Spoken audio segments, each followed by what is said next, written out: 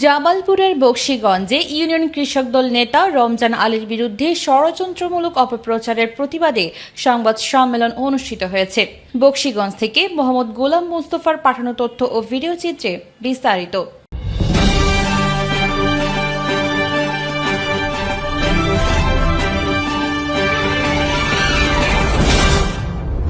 শনিবার দুপুরে মেরুরচর ইউনিয়ন কৃষক দলের উদ্যোগে উপজেলা প্রেস ক্লাব কার্যালয়ে এই সংবাদ সম্মেলনের আয়োজন করা হয়।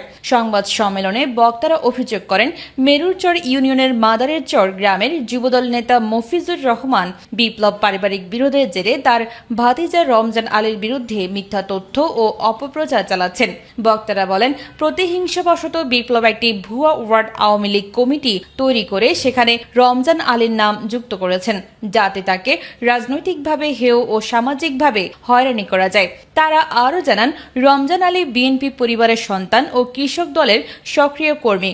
আওয়ামী লীগের সঙ্গে তার কোনো সম্পর্ক নেই, তাই তার বিরুদ্ধে উদ্দেশ্য প্রণোদিত অপপ্রচার কেউ যেন বিভ্রান্ত না হয়, এমন আহ্বান জানান তারা।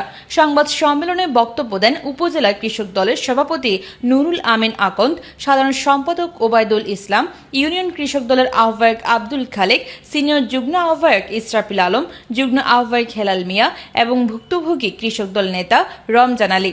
অনুষ্ঠানে উপজেলা ও ইউনিয়ন কৃষক দলের নেতা কর্মীরা উপস্থিত ছিলেন।